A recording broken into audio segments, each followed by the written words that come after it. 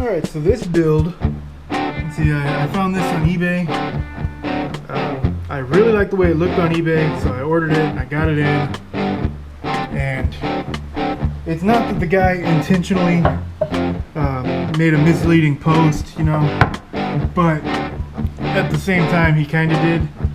But it's a nice hardtail strap body.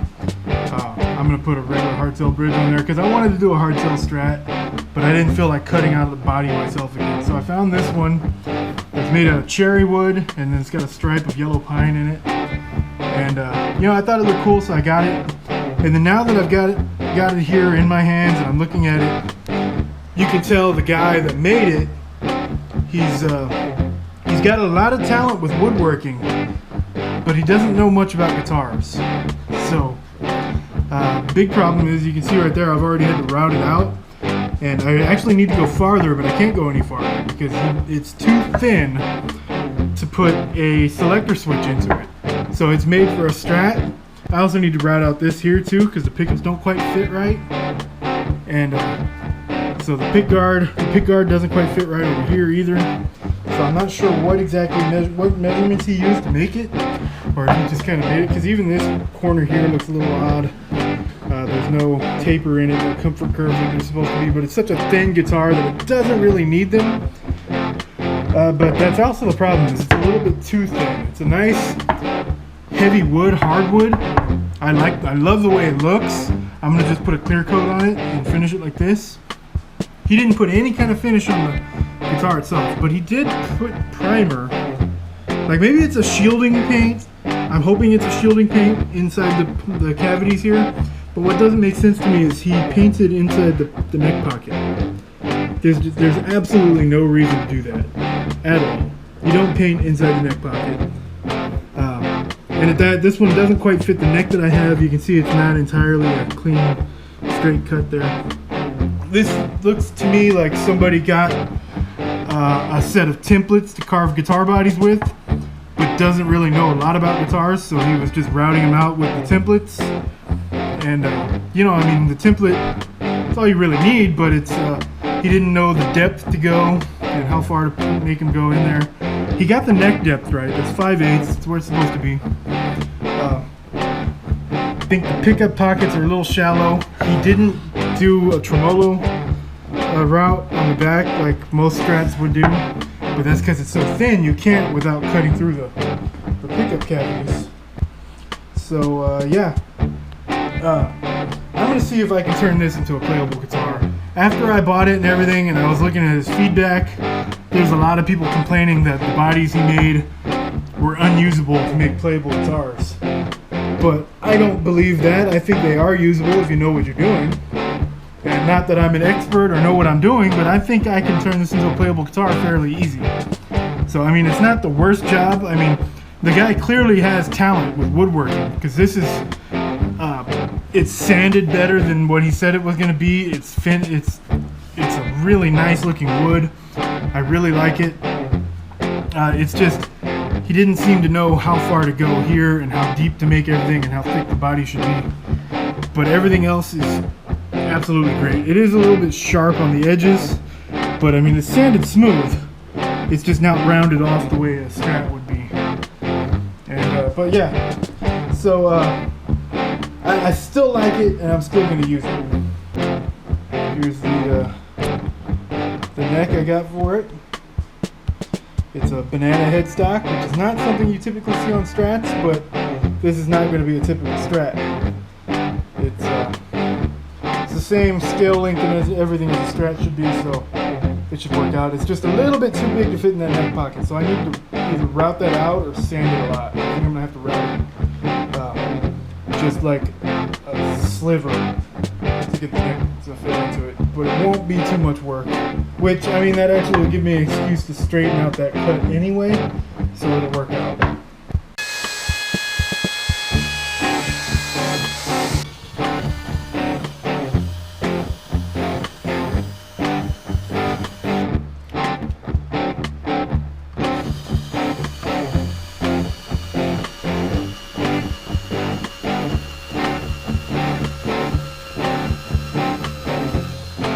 Maybe maybe there's a reason you don't see too many guitars made out of cherry wood. Drilling out these holes, I broke 3 drill bits trying to get through the wood. And then when I was mounting everything together, one of the bolts broke. The neck bolts. So I gotta get a new set of neck bolts because you can't buy just one by itself. Okay, so an extremely frustrating 4 drill bits and 2 neck screws later, I finally got it set. I need to order another set of screws, but it is set. And now I'm gonna line up the bridge.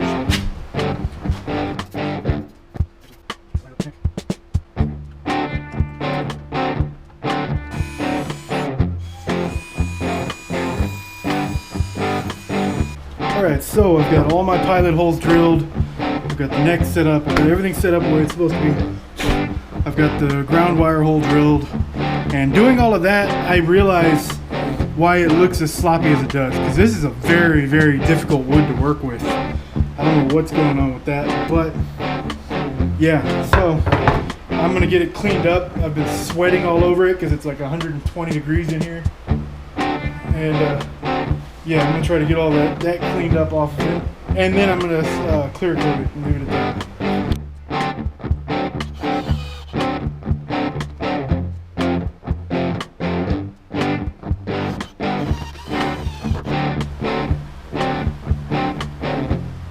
It's almost done. I've decided with all the guitars and stuff that I build, instead of putting a typical headstock logo on the front, that I sign and date them all on the back. I've done that with all of them so far, except I don't think I've shown any of the pictures or anything of me doing that. So, real quick, let's check the date. I dropped my lighter. September 7th.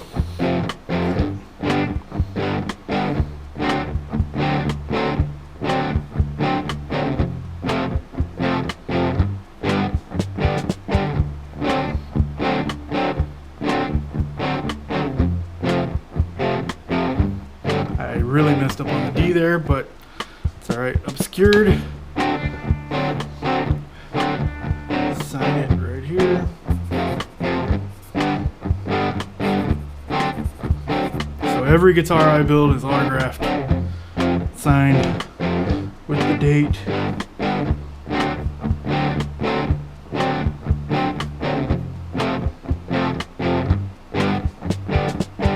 There we go.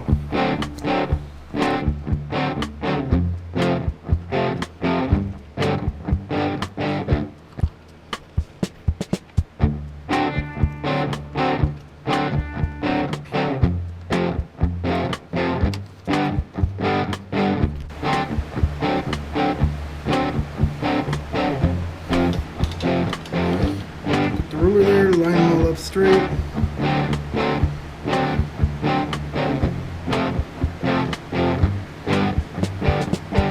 That looks pretty good.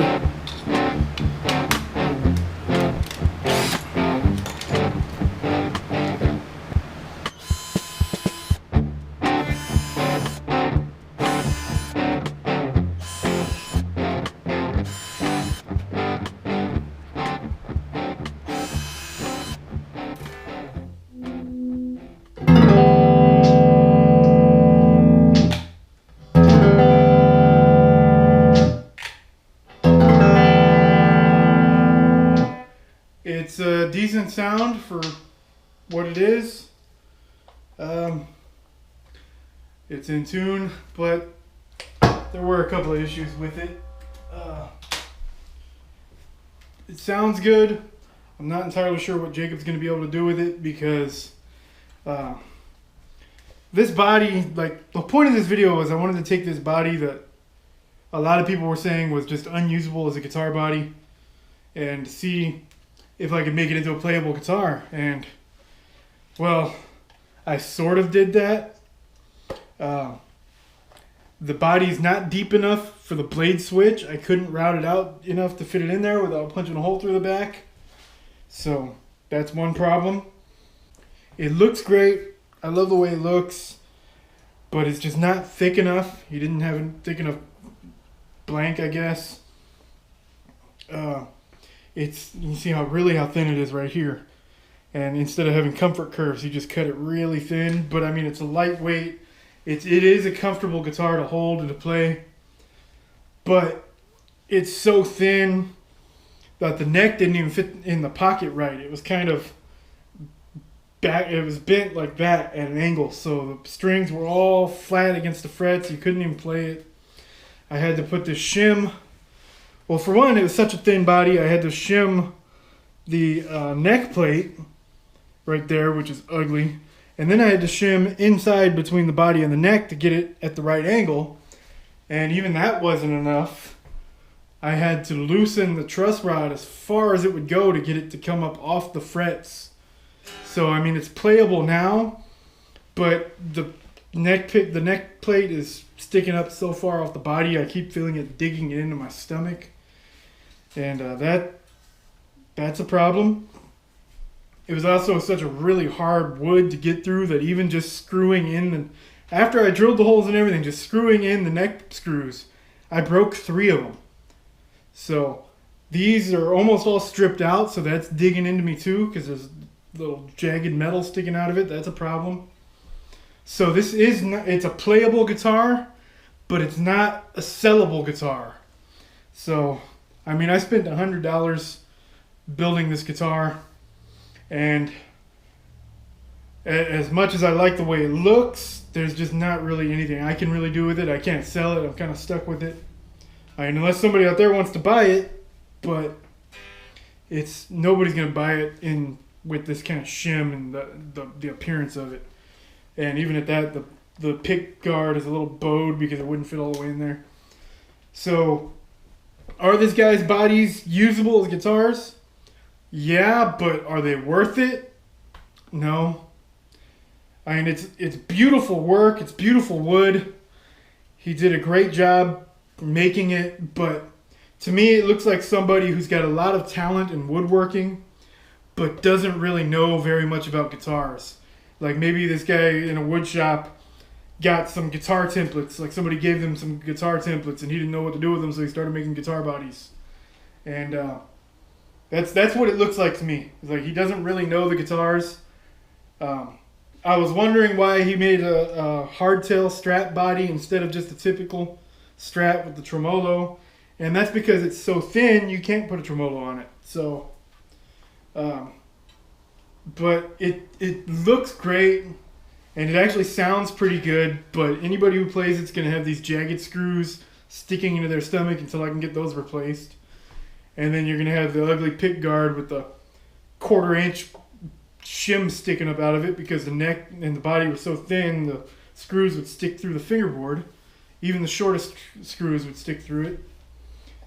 And then you get the shim in the neck, which is just hideous, and I don't like the way that came out.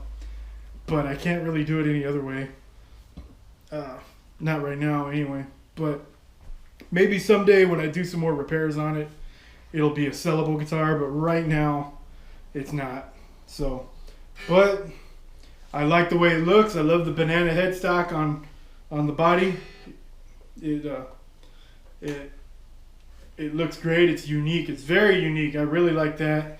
And it sounds pretty good. So I need to get these screws replaced. And yeah, I really need to get these screws replaced because it keeps digging in. But other than that, it's not a bad guitar. It just it doesn't seem like there was a lot of thought put into how this guitar design should have been put together. So there we have it.